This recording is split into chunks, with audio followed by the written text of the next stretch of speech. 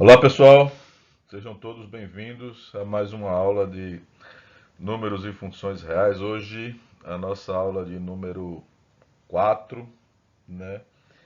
Eu queria informar para vocês que o meu processo de produção dessas aulas está cada vez mais lento, né? Eu não sei se vocês vão concordar comigo, mas a maneira como o Elon coloca as informações no livro, eu acho elas muito emboladas e eu perdo muito tempo tentando desembolar elas e colocar de uma forma mais metódica, mais separada as ideias, né? E assim, quem sou eu para criticar a maneira que o Elon coloca as coisas, né?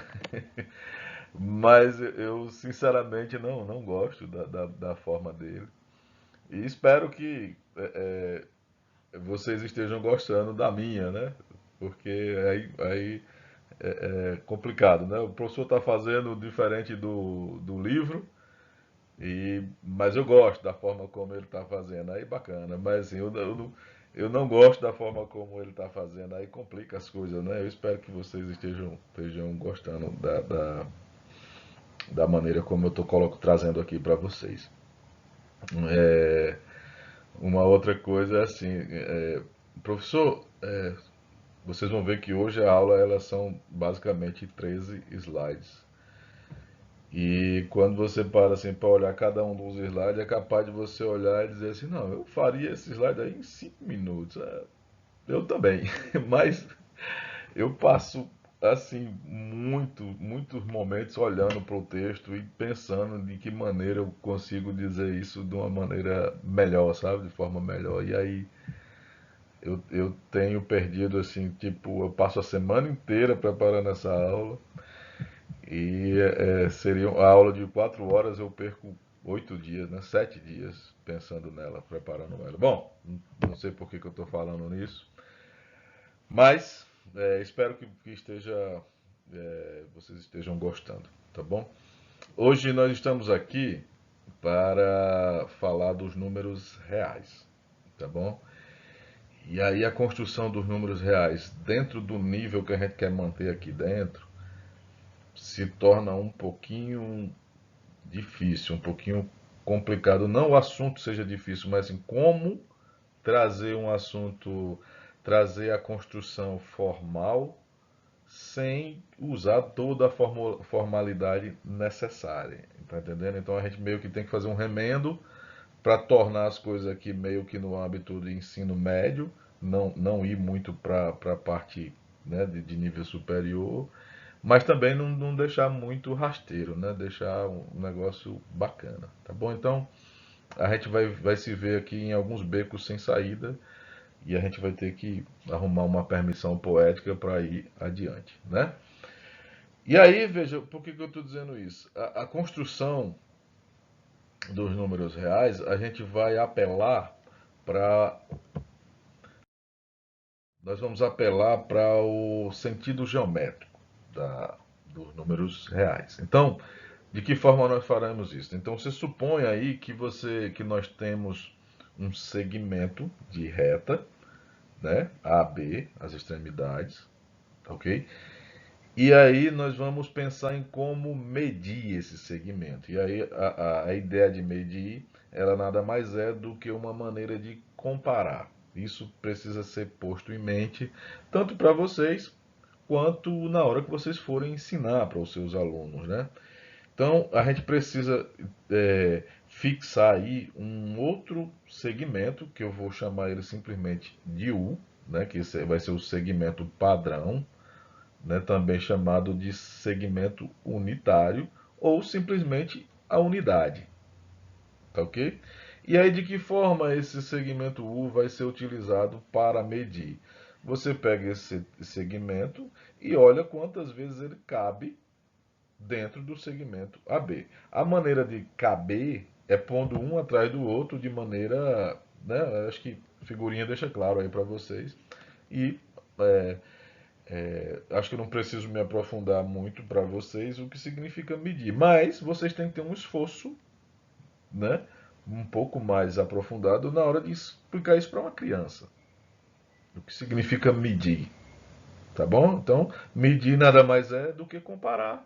Então, eu tenho um segmento AB, estou comparando com o segmento U, e eu quero ver quantas vezes o segmento U cabe dentro do segmento AB, tá bom?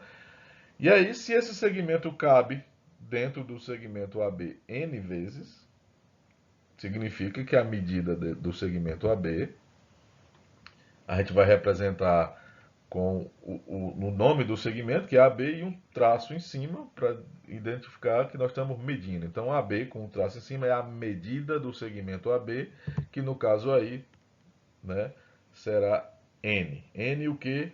N vezes o segmento U, ou N unidades, ou NU.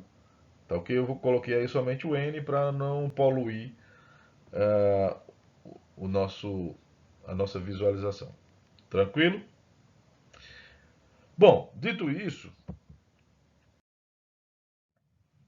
a gente passa aqui a pensar, né, numa outra situação, que seria assim, suponha que você tem o mesmo segmento, outro segmento, vamos colocar assim, outro segmento AB, de outro tamanho, você mantém aquela mesma unidade, e aí suponha que é, o segmento U, ele não cabe uma quantidade exata de vezes dentro do segmento AB. Ou seja, na hora que eu fiz a minha medida, ficou sobrando um pedacinho lá, e esse pedacinho, né, não coincide com o tamanho do segmento U. E aí o que fazer para a gente ter uma noção de medida? Tá bom? Então, o que a gente faz é o seguinte, olha, será que não seria possível a gente subdividir o segmento U, né, a unidade, o segmento padrão, para um outro tamanhozinho menor, e esse tamanhozinho menor, né, aí ele teria que caber uma quantidade exata de vezes no segmento U e uma quantidade exata de vezes no segmento AB. Tá certo? Se isso for possível, aí a gente vai dizer que o segmento AB ele é comensurável. Essa palavra, eu queria que ela ganhasse sentido na cabecinha de vocês. Esse co aí, né, significa o co de quando você usa co-orientador, co-autoria, tá entendendo? É uma coisa, o que significa esse co aí? Significa, olha, só faz sentido se você tem dois. Não faz sentido você falar, o segmento AB ele é comensurável. Isso não faz sentido. Não faz sentido, perdão. Então, o segmento AB e o segmento U, eles são comensuráveis. Tá? E comensurável, assim, você pode medir um em função do outro, mas o U ele não cabe exatamente dentro do segmento AB, mas eu posso subdividir o U para uma medida extra, tá? Onde essa outra medida vai caber exatamente dentro do AB e vai caber exatamente dentro do U. Tá ok? Aí, veja, se você, né, nessa nova medida, o segmento U ele fica subdividido em N partes, certo? Significa que cada uma dessas partes aí vai ter um comprimento 1 sobre U. Ou, perdão, o 1 sobre N. Por que 1 sobre N? Porque o U é a unidade. Então ele tem medida 1. Se eu dividir ele em N partes, então cada é 1 sobre N. Tá bom? Nesse momento aí, se você estivesse falando lá no ensino médio, é necessário que você já tivesse falado sobre as frações. Tá? E aí, veja, se o segmento AB ele contém M partes do segmento 1 sobre N, então a medida do comprimento AB vai ser M vezes o 1 sobre N.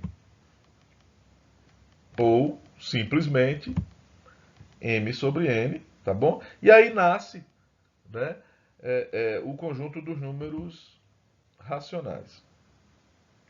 Tá ok? Serão. Eu retiro o que eu disse agora há pouco, né? que você dando aula seria necessário ter passado já pelas frações. Na verdade, as frações elas nascem aqui agora, tá bom? Então esse um sobre n ele começa a ganhar sentido nesse momento. Né? Não é necessário que nem vocês tragam anteriormente, nem os seus alunos. Então o conjunto dos números racionais, vocês me perdoem, ele nasce agora. E uma coisa que é interessante dizer é o seguinte: veja, durante muito tempo esse conjunto ele foi visto como assim, não era um conjunto, tá bom? E essas relações, né, m sobre n, elas eram tão somente razões, quocientes, né? Na época, o Pitágoras era o cara tampa das galáxias, tá certo? E ele tinha uma seita onde essa seita, o lema principal deles era dizer o seguinte, que o mundo era governado pelos números, só que o número para ele era somente os números naturais, cabendo aí a possibilidade de incluir o zero, né? Como vocês sabem, o zero não faz parte dos números naturais. Então, para ele, os números, o mundo era governado pelos números naturais, mais o zero, e esse conjunto que você tem aí agora, que para a gente é um conjunto, mas para eles não eram. Eram relações entre números, tá? E números naturais. Aí você vê, mas possui um número negativo. Até mesmo os números negativos, eles não reconheciam assim como outro conjunto. Eles enxergavam os números negativos como sendo os números naturais, certo? É, tomado como opostos, né? Para cada número do natural você tem um oposto a ele. Tá certo? Então, os números inteiros eles tinham essa visão e os números racionais não eram nem considerados conjuntos. Mas eles mantinham esse cara aí e com essas ideias, essa seita, né? E o Elon ele usa mesmo o nome de seita, né? Não é? Mas é engraçado que isso deu até confusão e dizem que rolou até morte. Por que que deu confusão? Veja só, essa ideia aí de segmentos comensuráveis, ela permaneceu durante muito tempo e eles acreditavam que quaisquer dois segmentos que vocês pegassem, eles seriam comensuráveis, tá certo? Por favor, observem que nós definimos aqui comensuráveis, eu pegando um segmento qualquer e relacionando ele com o segmento unitário. Mas a ideia não precisa que seja com o segmento unitário, serve para quaisquer dois segmentos, tá bom? E eles acreditavam que quaisquer dois segmentos que você pegasse, eles seriam sempre comensuráveis. O que ia mudar era assim, qual seria a quantidade de vezes que eu ia dividir aí, o n, né? Quantas vezes eu ia subdividir o u, né? Você toma um como unidade, subdivide ele num número aí qualquer de vezes, poderia ser bem grande, mas eles achavam que sempre seria possível, tá bom? Até que surgiu um cara dentro da própria seita do Pitágoras, um discípulo do Pitágoras, que provou que existiam segmentos que não eram mensuráveis, que eram comensuráveis. Né? E o danado é que o cidadão ele usou para provar ele usou para provar a ideia o teorema de Pitágoras, olha só, né? Para enlouquecer o chefe. Então, suponha que. Como é que ele fez, né? A ideia dele, olha, ele pega um quadrado. Em geral, essa demonstração é feita com um quadrado de lado um. Mas vamos fazer aqui com um quadrado de lado qualquer, tá bom?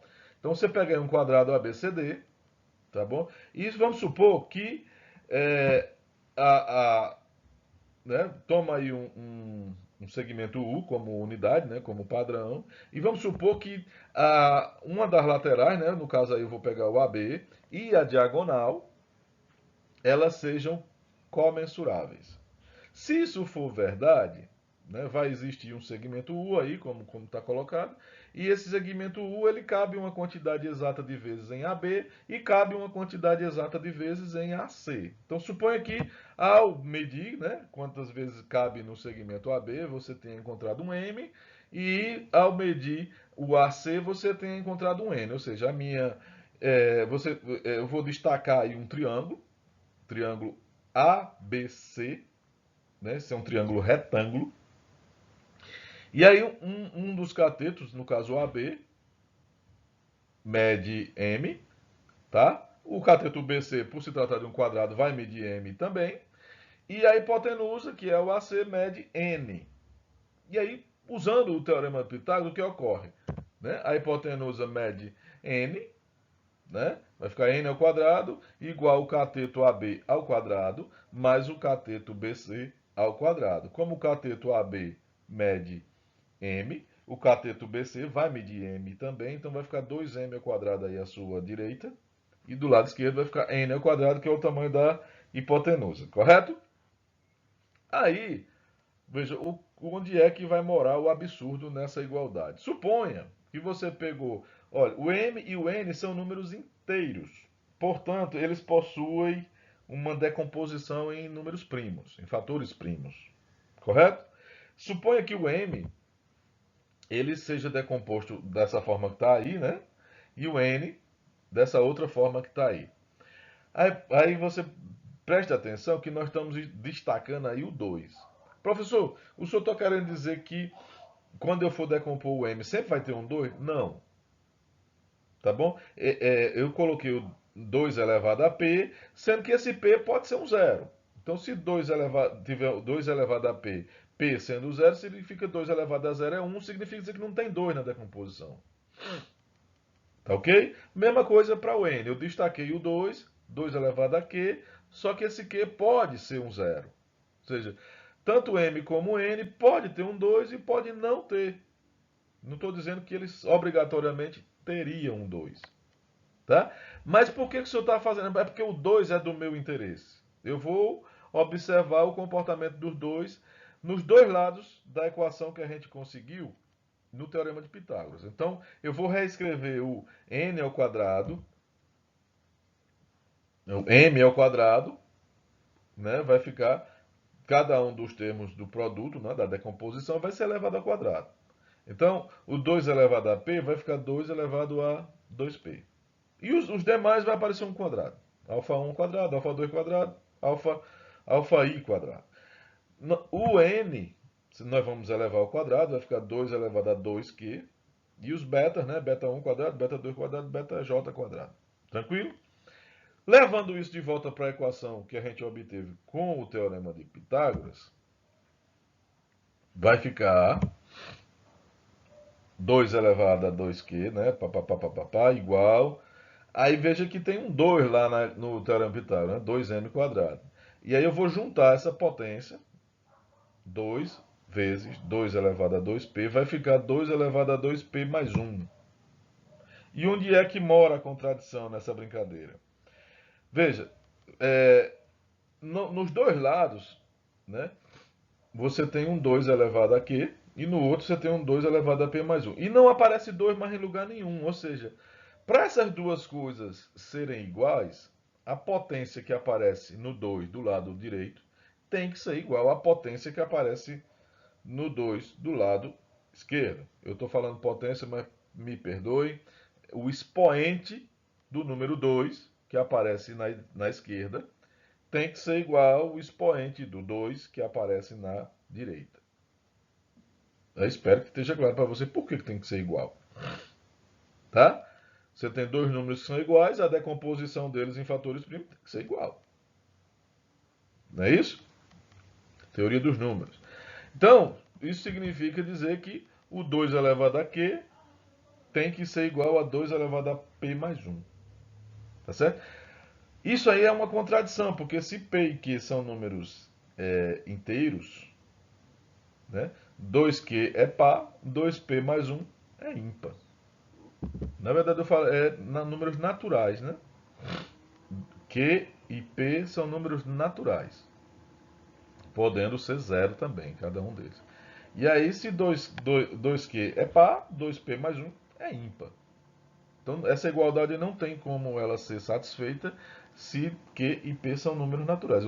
Com números reais, eles mais na frente, né, vocês vão ver que essa equação ela é possível, mas com números naturais ela não tem como ser verdadeira. E aí, tá aí a prova de que, né, o segmento AB e o segmento AC eles são incomensuráveis. E surge aí uma nova leva de números que são os números que não podem ser mensuráveis. Daqui a pouco eu espero que a palavra incomensurável ela ganhe um sentido até mais amplo do que o que nós temos agora. Agora significa somente que nós temos dois segmentos e não é possível encontrar um segmento comum para os dois. Né? Não é possível encontrar um U que caiba exatamente em AB e caiba exatamente em AC. Somente, por enquanto. Mas daqui a pouco vocês vão ver que a palavra ela ganha mais profundidade com a maneira, à medida que a gente vai tendo entendimento a respeito desses valores, dessas medidas que são não mensuráveis. Tá bom? Olha, então nasce aí, né, eu falei para vocês desde o início que os números reais, a gente ia tentar construir eles a partir de uma, uma, uma construção geométrica. Tá certo? Então, os números reais, você imagine que você tenha uma reta e nessa reta você posicionou aí um ponto que eu estou chamando de O, esse O é a origem, e em algum lugar dessa reta você posicionou um outro ponto chamado A, dando origem então a um segmento OA, que vai ser a nossa unidade padrão, a nossa unidade. Tá bom? Do lado que estiver o ponto A, será o sentido positivo da reta, o lado positivo, né? E o outro lado, onde o A não está, é o lado negativo da reta. Tranquilo? Todos os segmentos que você conseguir construir do lado direito, do lado positivo, que forem mensuráveis, não que forem múltiplos do U, tá certo? Você constrói, portanto, os números naturais em cima dessa reta real. Então, quando você pega o 1, por que 1? Porque o segmento que vai de O até o lugar onde está o 1 aí, o U cabe uma vez. O 2, essa bolinha onde está o 2, ele gera um segmento onde é, o O até onde está o 2 faz com que o U caiba duas vezes. Essa extremidade, veja que cada segmento que eu vou falar aqui, ela possui uma extremidade no O, que é a origem, e a outra sobre a reta. Essa outra extremidade, ela ganha o nome de abscissa. Tá bom? Então, nós estamos falando de segmentos o tempo todo. Uma extremidade está sempre no O e a outra está sobre a reta. Essa outra ganha o nome de abscissa. Então é a origem e a abscissa. A origem e a abscissa. Tá bom? Então, os números naturais, eles são aqueles segmentos onde a unidade cabe uma quantidade inteira de vezes dentro desse segmento. Show? E aí nasce não. Nós posicionamos sobre a reta o que viria a ser os números naturais. Você está dando agora um sentido geométrico para os números naturais. Show? Aí, se você pensar, olha, do lado esquerdo, do lado negativo, eu poderia fazer essa mesma brincadeira, né? É, entendendo também que assim, o zero seria aquele segmento que não tem medida. Segmento degenerado, segmento nulo, o não segmento, tá? E aí do lado esquerdo você teria os segmentos que fariam, como é que eu posso dizer? Que seriam os opostos de cada um dos segmentos que você teve para representar os números naturais. E aí quando você junta esses segmentos aí, o zero, e os segmentos que você já tinha, que eram os naturais, você tem, portanto, os números inteiros. Então, os números inteiros, como era visto pitagóricos, né, pelo Pitágoras, eles são, na verdade, os naturais, eles são construídos a partir dos naturais. Então a diferença entre eles e os naturais é pouca, né? É como se você pegasse os naturais e enxergasse eles como agora, não, agora são os naturais positivos, eu tenho os naturais negativos e botei um cara no meio que é o zero, a origem. Nascem, portanto, aí os números inteiros. Tranquilo? Posicionando ainda nessa reta, agora que a gente ganhou a ideia de segmentos comensuráveis, você pode, eu só vou posicionar, sim, uma observação, o n, que é os números naturais, está contido nos números inteiros. Né? Posicionando aí nessa reta, eu coloquei só alguns, porque seria impossível colocar todos, os números comensuráveis, que seriam as razões, né? Então, você tem aí entre os números inteiros vários valores que são os números racionais. E os números inteiros, se você lembrar, são também números racionais, né? Todos eles podem ser vistos como razão 1, tá ok?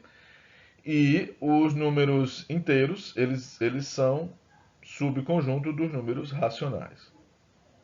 Estamos ampliando a nossa reta, colocando cada vez mais pontinhos dentro dela. Ok? E aí vem a brincadeira que a gente viu agora há pouco, que são, existem os números que são não mensuráveis,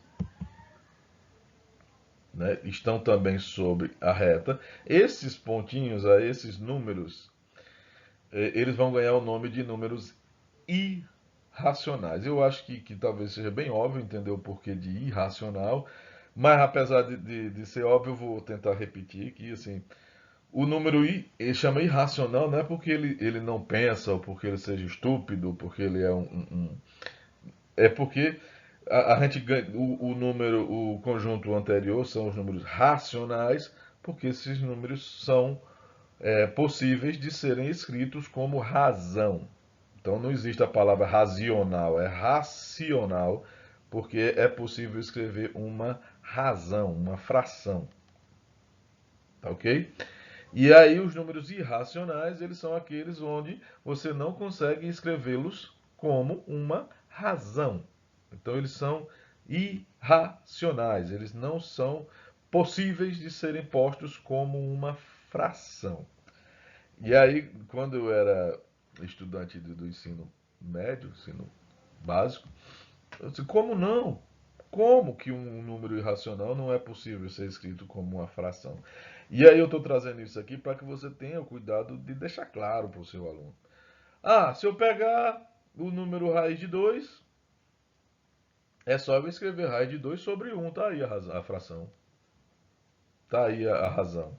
Veja, quando você diz que não é possível escrever como uma razão, é uma razão de números inteiros. O de cima tem que ser um número natural ou positivo ou negativo. O de baixo tem que ser um número natural, não pode ser zero. Então, quando ele não é possível escrever como uma fração, é nesses termos, tá? É óbvio que se você admite que o de cima possa ser um número qualquer, então, todo número seria racional, né? Tá ok? Então, cuidado com isso. Deixe isso bem claro para o seu aluno, tá ok? Fração, razão é entre números inteiros, tá bom? De cima inteiro, de baixo natural. Legal? E aí, né, nascem os números irracionais e quando você junta os racionais com os irracionais, temos, portanto, aí o que vem a ser para a gente os números reais. Tá ok? Aí, é, é, é, algumas observações elas precisam ser postas aqui, tá bom? Guardem esse desenhozinho aí da reta, porque eu quero que vocês mantenham ele na cabeça, tá? Olha,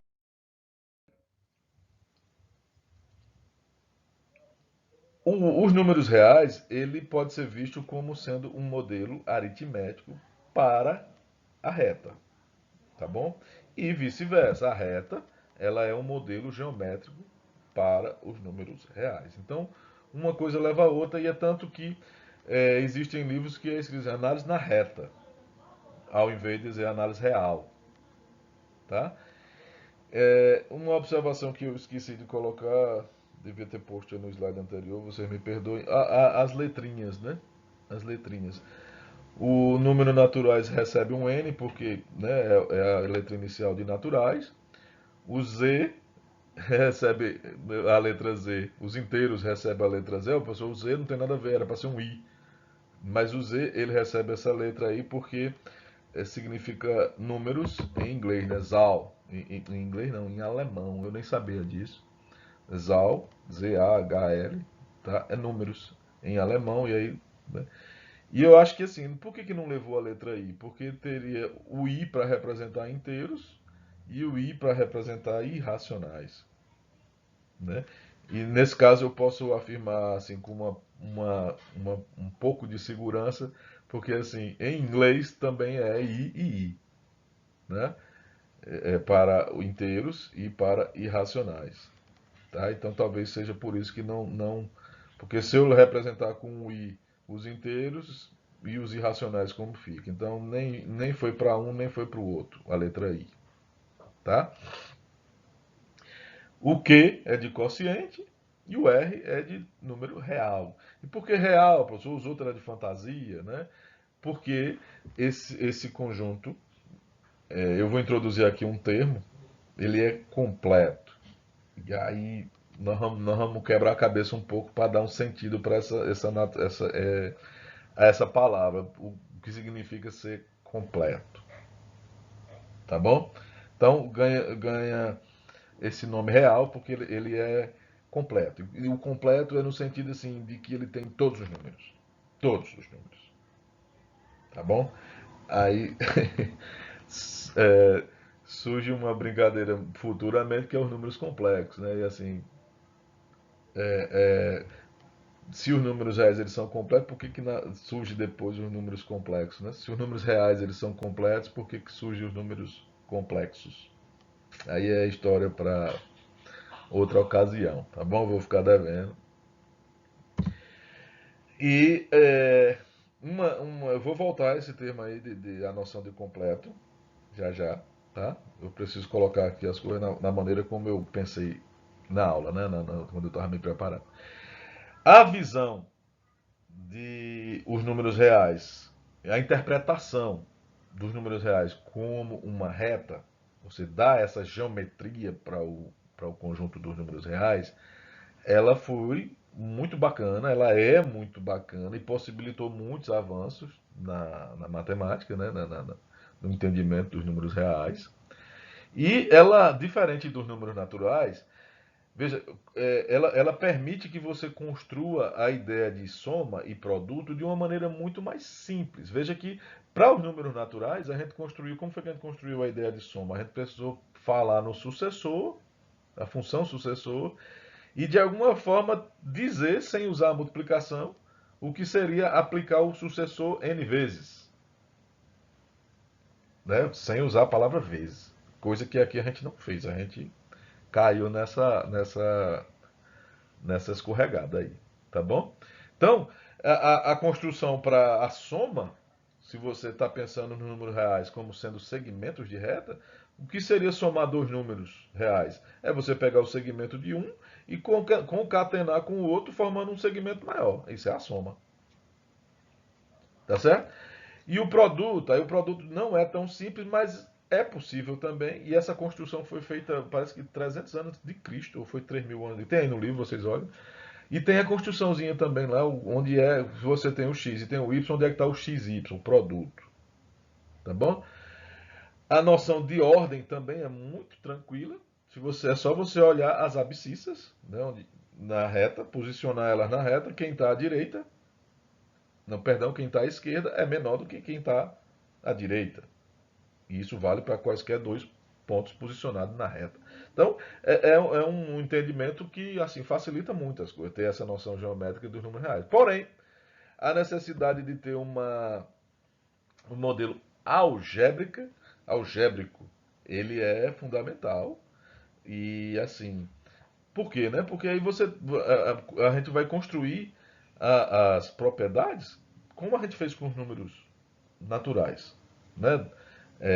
Associatividade da soma, o elemento neutro, comutatividade, distributividade, lei de corte, lei de cancelamento, as desigualdades como elas funcionam, tudo isso é necessário que a gente tenha um modelo algébrico para que a gente possa demonstrar que isso, quando vale, quando não vale.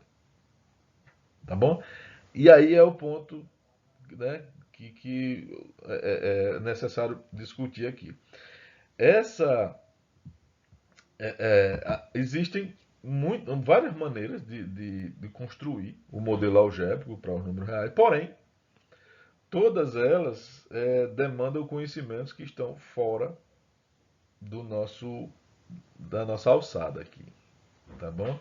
E aí eu vou somente assim, o Elon, né? Ele recorre somente a dizer o seguinte: olha, a descrição mais simples dos números reais é que ele é um corpo ordenado e completo. Aí veja, eu vou só pincelar por cima para que vocês entendam. O que é um corpo? Aí ele diz assim: o corpo é um conjunto que possui quatro operações. Eu diria diferente, tá bom? É um conjunto que possui duas operações, só duas, sendo que cada uma delas ela possui o elemento oposto, tá? Então veja, quando você construiu os números naturais, você tinha a adição, mas a adição ela não tinha o oposto. Quem é que é o oposto? O um você tem o menos um.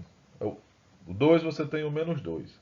Porque quando você define o oposto, você define a subtração. Você está definindo é o elemento oposto que faz nascer a operação inversa. Então, perceba que dentro dos números naturais não tem o oposto. Então, os números naturais não é um corpo. Tá bom? Aí, veja, nos números inteiros, você tem o oposto da adição. Então, o 1 está lá, o oposto também está. O 2 está lá, o oposto também está. Show. Só que você não tem o oposto da multiplicação. Então, por exemplo, o 2 está lá, quem é o oposto? Aí a palavra não é oposto, é o inverso. Quem é o inverso de 2? É um meio. Aí o meio não está dentro dos números inteiros. Então, o conjunto dos números inteiros também não é um corpo. Quando você passa para os números racionais, aí os números racionais, a adição ela tem o oposto? Tem. Cada número tem o seu oposto e está dentro do conjunto. A multiplicação ela tem o inverso? Tem. Cada número tem o seu inverso e está dentro do conjunto. Então, dentro dos números. Essa é uma maneira de dizer assim: tem quatro operações. Matematicamente, não é assim. Tem duas operações, sendo que cada operação tem a sua oposta. A soma, a adição tem a multiplicação, que na verdade é só o elemento oposto, você fica somando o tempo todo. É a adição o tempo todo, só que você aprende a somar com o elemento oposto. A multiplicação, você aprende a operar com o elemento inverso.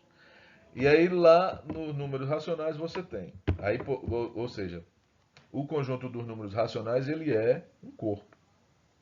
Tá bom? Pronto, espero ter dito mais ou menos o que significa um corpo. Aí, o que significa ordenado?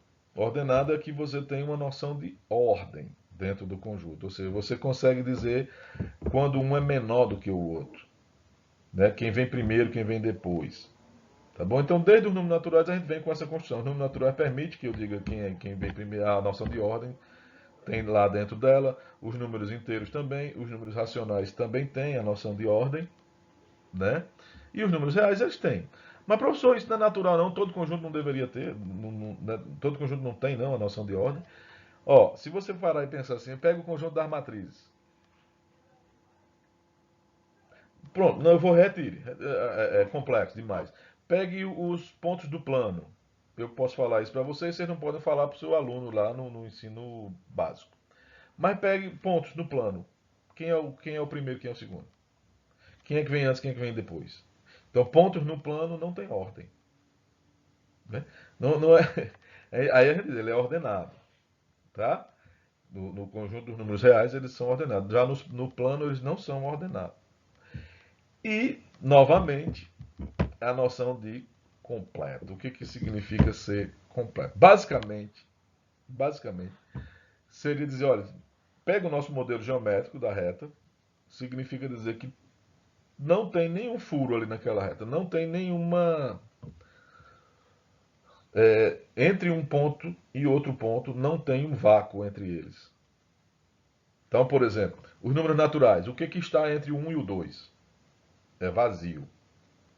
Então, os números naturais não é completo. Compreende? Compreende? Números inteiros não são completos. Aí uma coisa que vai dar um nó na sua cabeça é: os números racionais, eles não são completos. Como assim, professor? Se você pegar, por exemplo, raiz de 2, ele está lá em algum lugar da reta. Você pode chegar próximo do número raiz de 2 pela direita o tanto que você queira. E existe um teorema que prova isso, não especificamente para o raiz de 2, é um irracional qualquer.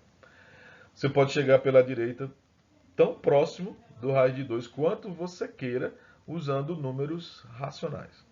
E isso é verdade também pela esquerda, pela direita e pela esquerda. Mas o raio de 2 é irracional e ele está lá na reta. Significa que se eu tirar o raio de 2, né, vai ter um número racional à direita, vai ter um número racional à esquerda e no meio não tem ninguém. Então, ou seja, ele tem furos também. Aí assim, é, mas a proximidade entre um e o outro é infinitamente pequena. Então é como se assim, para eu ver esses furos que tem se você olhar para os números reais dispostos em uma reta, é como se você estivesse olhando para a malha de uma camisa.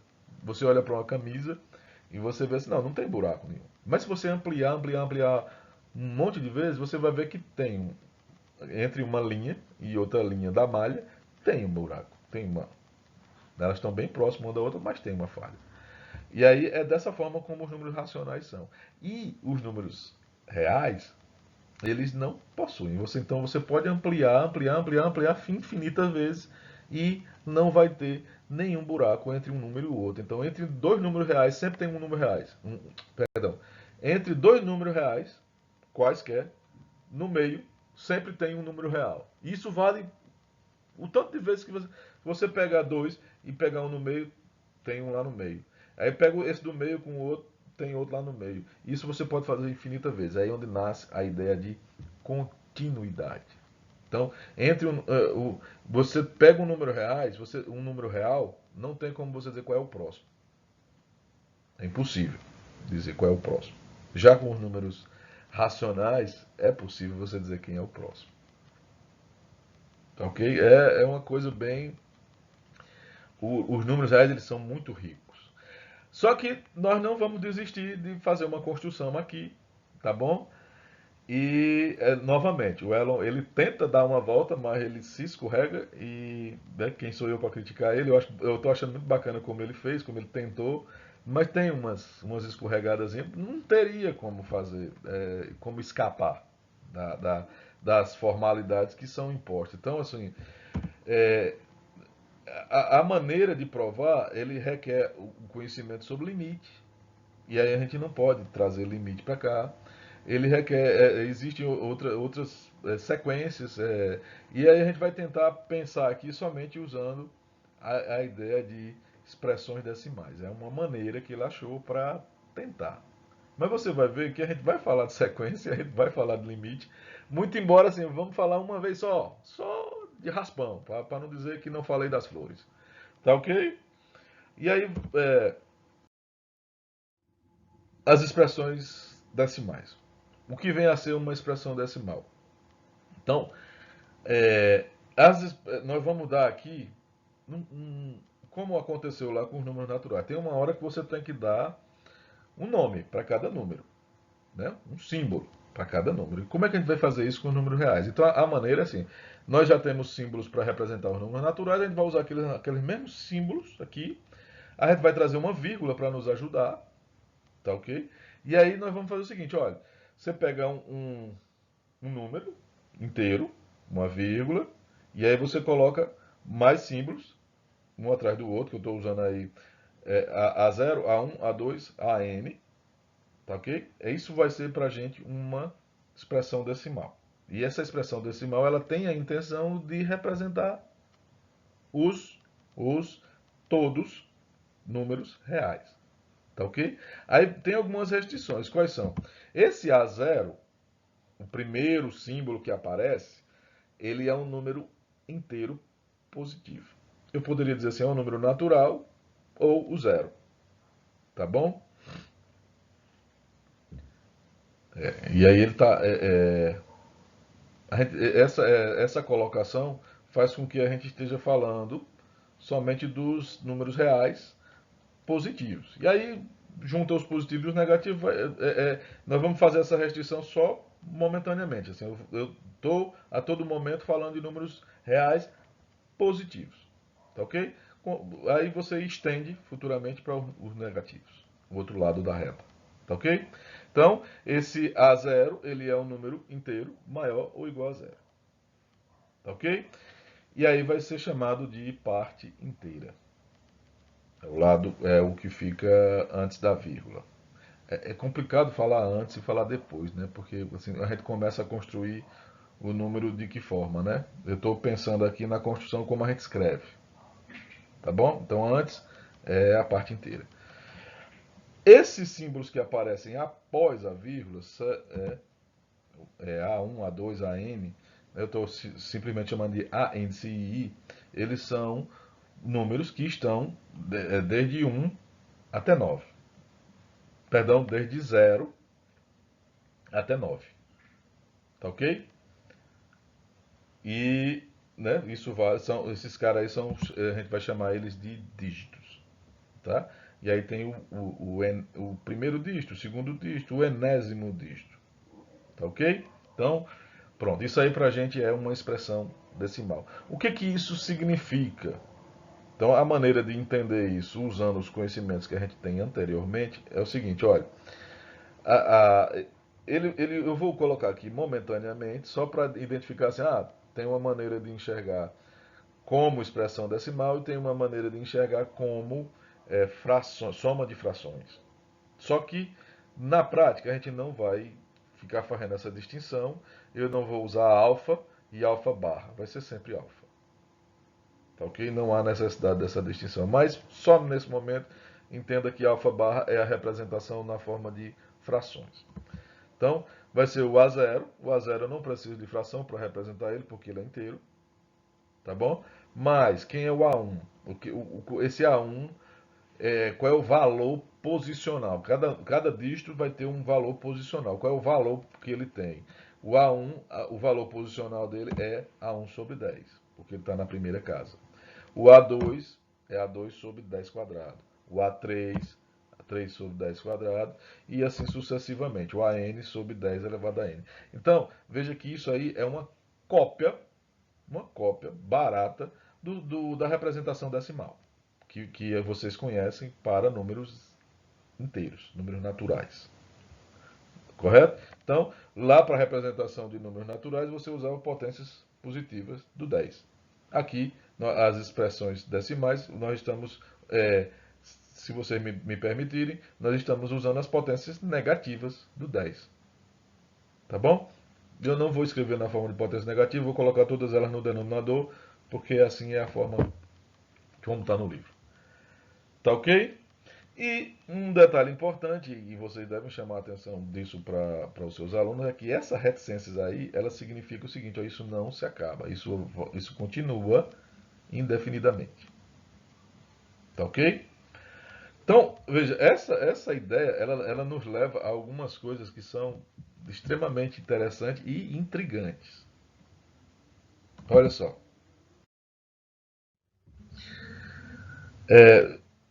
Veja, eu vou colocar aqui alguns exemplos, né? Por exemplo, alfa é igual a 13,428000 de reticência, tá bom?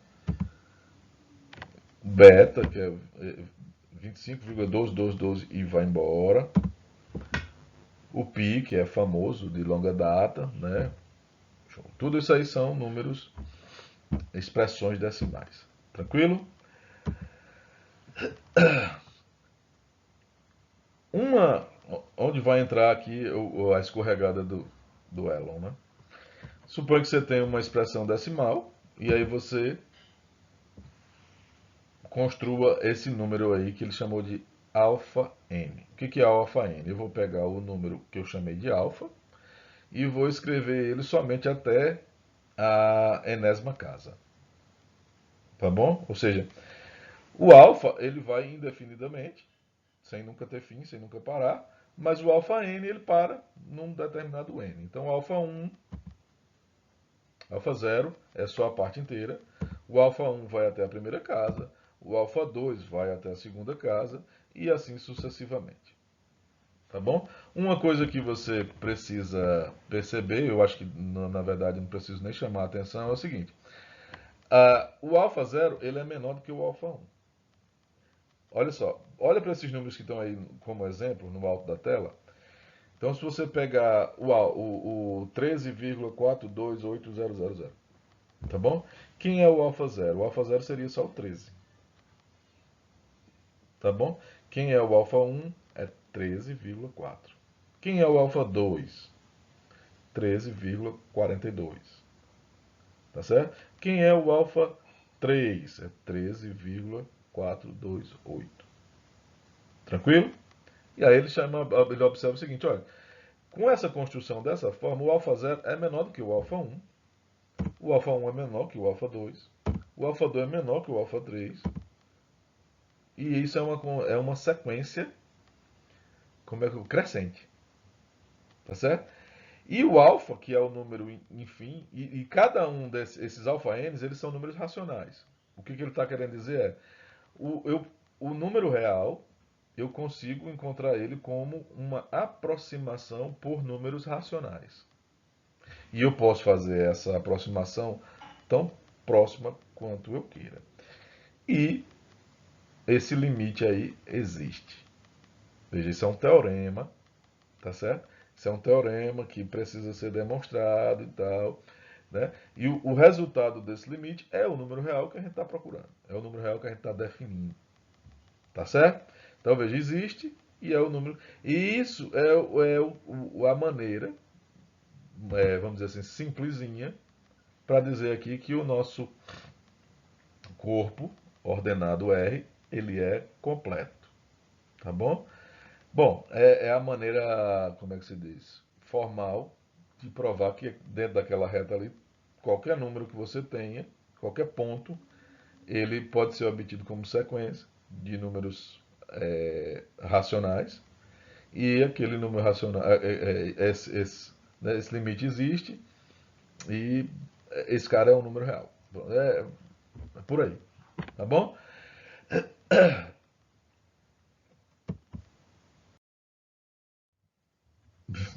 Veja que eu precisei falar de sequência, precisei falar de limite. Não tem para onde correr. Aí, vamos voltar para o nosso exemplo lá, o primeiro exemplo, o alfa, né? Esse cara aqui é um exemplo onde você tem qual é a característica desse alfa. A partir de um dado momento você só tem zeros, tá certo? E aí, veja qual é a construção a partir de frações do alfa, né? Vai ser o 13, 4 sobre 10, 2 sobre 100, né? 8 sobre 1000, mais, aí daí por diante só tem zeros. Ou seja, eu não, eu, o número, eu posso usar o meu conhecimento a respeito de soma de frações e chegar a essa conclusão aí, né? Que o alfa é 13.428 dividido por 1000. Né? Quando isso acontece, você ter zeros a partir de um certo ponto, significa que esse número ele é racional, é o que está sendo dito aí. Ele não entra na casa dos irracionais, ele é racional, tá ok? E a gente convenciona, assim, não precisa escrever o 000 e a reticência lá para dizer que vai zero até o infinito. Você chegou ali no 8, para, acabou-se. Tá bom? Então, esse é o caso trivial, o caso mais simples. E expressões desse tipo são números racionais. É o que demonstra que os números racionais estão dentro dos números reais. Demonstra, assim, exemplifica, né? Tá? Um outro caso, que é o caso intrigante que eu estou querendo botar o carro na frente dos bois, eu vou precisar criar aqui uma fórmula, tá? Que eu acho que você pode fazer isso na escola. Você pode fazer isso lá para o seu aluno de sexta série, de sexto ano, sétimo ano, sem muita dificuldade, tá bom? E daqui a pouco eu digo por que você pode fazer isso e deve fazer isso. Ou eu faria, tá? Suponha que você tem uma soma, e essa soma ela é bem específica, é uma soma de infinitos termos. O primeiro você vai chamar ele de A, e o próximo você vai multiplicar por alguma coisa, um R. Então, A, o próximo é A vezes R. Quem é o próximo? Multiplica de novo por R. Vai ficar AR quadrado. O próximo, AR ao cubo. Você vai multiplicando por R e construindo essa sequência. Tá bom? E digamos que fazendo essa soma aí de infinitos termos, essa soma tenha um resultado que seja S. Olha só, vocês sabem que eu estou falando de uma PG, tá bom? Mas eu estou evitando falar PG porque é como você deve falar para o seu aluno lá do sexto ano, do sétimo ano. Ele não viu PG e você não precisa falar de PG. Tá bom? Então, suponha que você tenha essa soma aí dessa forma aí, suponha que exista um resultado para essa soma. Você também não precisa ir aos pormenores e dizer, olha, essa soma aí, ela em alguns casos existe. Na maioria dos casos não existe. Mas você pode chegar para o seu aluno e dizer, olha, vamos supor que essa soma esteja dentro de um caso que tenha um resultado finito. O seu aluno vai entender uma boa. É óbvio que não vai ser muito aceitável para ele que somar infinitas coisas possa ter um resultado finito. Mas você pode mostrar para ele, e aí essa é a oportunidade que você vai ter agora de mostrar, olha, eu posso somar infinitas coisas e o resultado ser finito. Tá bom? Mas de início você diz, olha, suponha, mesmo você não aceitando, mas suponha que tenha um resultado aqui finito. Vamos chamar esse resultado de S. Tá bom? E aí, você pode, o que eu estou aconselhando, evite os pormenores, não vai ter problema, tá? Isso lá na universidade, quando chega o momento, isso é visto num curso de cálculo 4, você está falando de séries e sequências, na análise de convergência, tem toda uma série de condições para garantir que essa soma existe. Quando você pega essa série de resultados e aplica para esse tipo de sequência, significa tão somente dizer que isso aí vai ter um resultado finito se o R for menor que 1. Assim, o R for positivo e menor que 1. Então, essa série aí, esse somatório. Então, se o teu aluno te apertar, aí você diz, olha, eu não posso trazer para aqui a demonstração, mas essa soma aí vai existir mesmo se esse R que eu estou multiplicando for menor que 1. Tá? Aí eu acho que matou a brincadeira e ele vai aceitar. Bom, continuemos. Onde é que eu quero chegar? Multiplica dos dois lados por um valor R, que é o mesmo R da expressão. E aí você vai chegar numa situação que é, né, cada termo do seu somatório vai ser multiplicado por R novamente. Essa multiplicação ela só é possível porque o somatório tem resultado finito e a gente sabe isso de outros carnavais que esse resultado existe porque o R é menor que 1. Tá? Novamente, teu aluno da sexta série não precisa saber disso. Então você pode fazer assim, usa da inocência dele aí e segue adiante. Tá? E aí o que eu vou fazer com isso? Né? Multipliquei todo mundo, do lado direito, do lado esquerdo ficou todo mundo multiplicado por R, termo a termo, e do lado direito ficou o S multiplicado por R. Tá? Eu vou pegar essas duas expressões e vou subtrair a de cima menos a de baixo. Aí o que vai acontecer? AR menos AR cancela, AR quadrado menos AR quadrado cancela, AR ao cubo menos AR ao cubo cancela, e aí você vai nisso, você perceba que todo mundo vai se cancelar. Somente vai ficar sobrando nessa brincadeira aí do lado esquerdo o A. Só ele que não vai ser cancelado.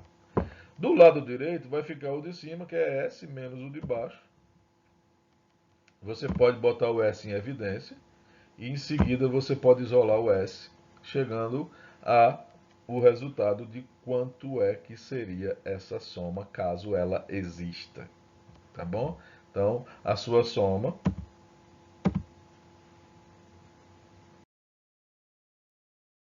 né, vai ser o A sobre 1 menos R. Eu acho que isso é perfeitamente possível de você fazer na sala de aula para o teu aluno. Por que que eu acho que isso é válido e você tem que fazer? Para você não empurrar pela goela dele certas coisas como o Elon fez aí no nosso livro. E aí você pode ler a parte onde ele diz que 0,99999 infinitamente é 1. E leia e releia, que você não vai aceitar que isso é 1 é nunca. Tá bom? Agora, aceitou isso aí que eu fiz para você? Eu acho que para vocês não há dificuldade nenhuma em aceitar, porque todos vocês já viram PA e PG. E vocês conhecem a soma do APG infinita. Tá bom? Então, nós vamos fazer isso e vamos aplicar para essa expressão decimal aí. Então, pega a expressão 0,99999 e escreve ela na forma de somatório de frações. Então, vai ficar a parte inteira é zero, então não tem, vai ficar 9 sobre 10, mais 9 10 quadrado, 9 sobre 10 ao cubo, 9 sobre 10 ao quadrado, e vai. E aí você presta somente atenção no seguinte, olha, se você olhar para essa expressão e olhar para a fórmula que a gente deduziu, você vai ver que ela se enquadra dentro do que a gente colocou, onde o A, nesse caso, é 9 sobre 10 e o R é 1 sobre 10. E perceba que o R é menor que 1. E sempre vai ser no caso das expressões decimais. Nunca vai ser maior que 1, tá bom? Aí, se você pegar esse A e esse R e voltar lá para minha fórmula, a minha não, a fórmula que a gente deduziu, veja, o A ele vai ser equivalente a 9 sobre 10, o A não, o alfa, perdão. O alfa vai ser equivalente a 9 sobre 10 dividido por 1 menos 1 sobre 10. 1 menos 1 sobre 10 é 9 sobre 10. E 9 sobre 10 dividido por 9 sobre 10 é 1. Viu como saiu tranquilo? Em outras palavras, 0,999 é 1. Cuidado, cuidado, cuidado. Que se tirar essa reticência passa a ser falso. É com a reticência indo infinitamente, tá bom? Então, tanto faz você escrever 0,999 reticência, como você escrever 1. É a mesma coisa, é igual. Isso é assim, é difícil você engolir essa brincadeira aí e aceitar como normal, principalmente se você nunca viu. E no meu caso, eu nem vi isso no sétimo ano e nem vi isso quando eu estudei PG. Meu professor fez esse favor de não me falar nem no momento nem no outro, coisa que eu acho que ele deveria ter feito, tá? Assim, até como uma curiosidade. Se você coloca uma curiosidade como essa, você ajuda a criatura a ter um pensamento mais científico, um pensamento mais, né? E aí, assim, eu tive acesso a essa informação quando eu já estava na universidade e tal. Mas é chocante quando você olha isso aí. Muita gente, né? E o aluno do sétimo ano, nós estamos começando aqui a falar sobre dízimas, né? Vocês já estão a par. Nós estamos falando de dízimas periódicas e ele recebe lá uma formulazinha. Perceba que se essa forma que eu lhe dei aqui fosse deduzida para ele, ele ia aceitar a sua fórmula numa boa. Ele vai entender assim, ó, vem de algum lugar, não é uma pessoa que está empurrando pela minha goela uma coisa que ele quer que seja verdade. Isso aqui é verdade. Aí, veja, 0,9999 é 1, show? E, assim, 0,7777 infinitamente. O que é a sua intuição, né? É provável que um aluno ele venha dizer assim, não, bom, já que 0,999 é 1, então 0,777 é 8, ou é 0,8, né? Você arredondou, não foi? Então se eu arredondar isso aqui, agora veja, será? E aí você tem na sua formulazinha lá bonitinha, você faz a brincadeira aqui e convence o teu aluno em vez de Obrigar ele a aceitar. Então, olha, vou repetir na mesma situação. É uma dízima, né? Só o que mudou era 9, agora é um 7. Veja o que acontece. O A agora é 7 décimos e o R é 1/10. Coloca 1/10. Coloca lá na sua fórmula. Vai ficar 7/10. 1 menos 7/10. Né? Vai ficar 7/10 dividido por 9/10, ou seja, 7/9. Repete essa brincadeira e você faça com o seu aluno assim, ó, antes de você colocar uma regra que você vai empurrar pela goela dele, entendeu? Faça agora com o 0,37. Aí você vai colocar lá, ó, você poderia quebrar essa dízima separando só onde tem 3 e só onde tem 7.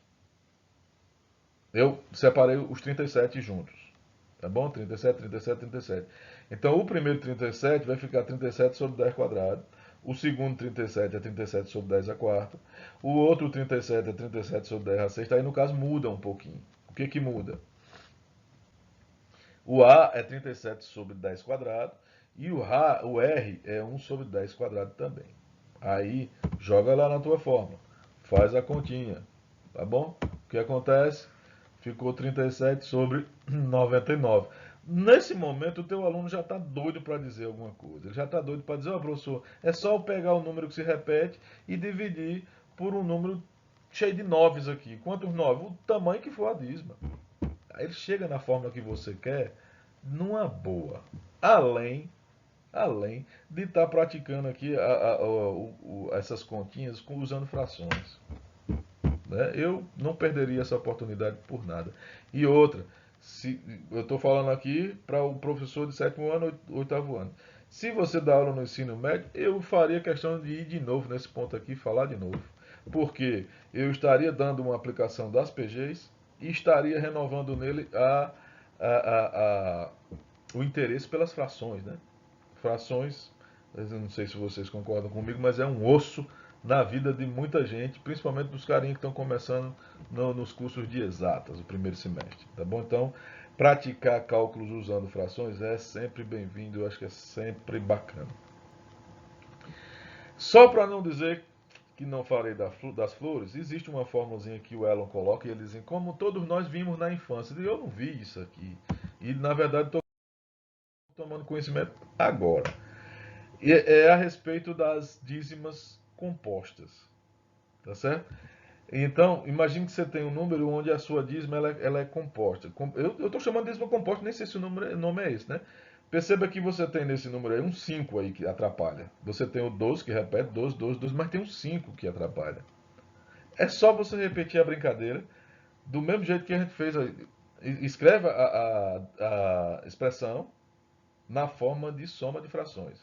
Vai ficar o 5/10, 12/10², 12/10², 12/10 e vai.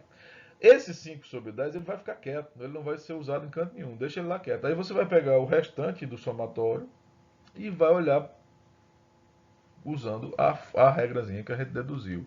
Aí nesse caso, o A é 12/10² e a razão é 1/10². Joga lá na fórmula, né? 5/10 fica quieto, a fórmula é só para os outros termos, vai ficar 12/10³ sobre 1 menos 10, perdão, 1 menos 10², e aí, ó, usa o conhecimento sobre soma e subtração e usando frações. Nesse ponto aqui, o Elon ele faz uma coisa que é somente para chegar numa fórmula decorável, uma forma fácil de decorar. Esse 99 que aparece em cima, ele, em vez de fazer a conta, ele troca por 100 menos 1. E aí segue adiante. Ele vai fazer 100 vezes o 5 mais o 12. E vai deixar o menos 5 quieto no canto. Por que, que ele fez isso? Porque nessa expressão aí, da forma como está, você consegue enxergar a, a, a parte composta da sua dízima, o 5, que é o cara que está atrapalhando, o 99, que tem embaixo, que é o tamanho da dízima, o tamanho do período, né? E o zero aí é o tamanho, o período do cara que aparece atrapalhando, que no caso é um 5.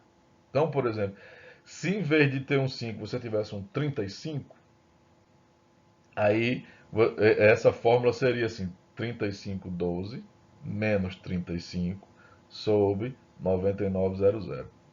Aí fica fácil de decorar para qualquer caso, né? Tranquilo? Então, por hoje eu acredito que é só. Eu vou colocar aqui só algumas observações para a gente fechar a aula de hoje. Já me estendi mais do que eu achava que deveria. Uma observação que é impressionante, eu nunca parei para pensar nisso, é o seguinte: em se tratando de operações com expressões decimais, não dá para você fazer operações com ela. Olha só. Aí eu faria um conserto aqui. Eu diria o seguinte: olha, não dá para fazer sim operações com dízimas, com expressões decimais. Dá. Só que não da maneira usual. Da maneira usual, veja, como é que eu vou somar uma expressão que se estende infinitamente com outra? Se eu começo do lado de lá, pegando o último dígito. Qual é o último dígito de uma coisa que tem infinitos dígitos? Então, aí morreu. Né? Não tem como fazer. Só que essa é a maneira usual. Tem como você fazer de uma outra forma. De uma outra forma. Dá para fazer sim. Tá bom? De uma outra forma. Eu não vou entrar em detalhes como seria, mas teria como fazer. Tá bom? E aí, por conta disso, a gente não vai parar aqui para estudar como é que soma, como é que multiplica, como é que divide. E uma coisa que é preciso dizer é o seguinte: a ideia de incomensurável, espero que tenha ficado claro, entre outras coisas, significa o seguinte: olha, se você tem um número irracional, por melhor que seja o seu instrumento de medida, você nunca vai conseguir medir ele com infinitas casas decimais. E aí significa que o seu instrumento ele vai cometer um errozinho, você vai ter uma aproximação muito boa, mas é a aproximação do número que você quer medir, e no final das contas, no mundo real, a gente opera com números racionais, já que sempre vai ser uma aproximação. Tá bom? Então, fica aí essa observação em torno das operações aritméticas, né? Somar, subtrair, multiplicar, dividir com expressões. Show? Ele tenta deixar claro que existe uma abjeção entre a, as expressões e os números reais. Ou seja, todo número real é uma expressão e toda expressão é um número real. Ou seja, a todo momento que nós estivemos falando aqui sobre expressões decimais, nós estamos então falando dos números reais. Por que, que ele usa a palavra quase? Porque quando a gente olha assim, a expressão 1,0000 e a expressão 0,99999, esses dois caras vão no mesmo número real. E aí quebra a injetividade. Se você pegar e eliminar todos os números que tem essa sequência de noves, tira eles e eu vou ficar com o outro, que representa ele também. Tira essas repetições. Então seria uma objeção entre os números reais e as expressões decimais. Então, né, isso é a maneira que a gente achou para não ter que falar aqui de sequências, de limites e um monte de outras coisas.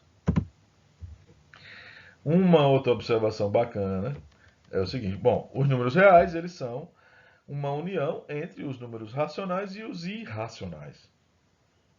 Na aula passada eu falei para vocês que os números racionais eles são enumeráveis, ou seja, o infinito deles é equivalente ao infinito dos números naturais.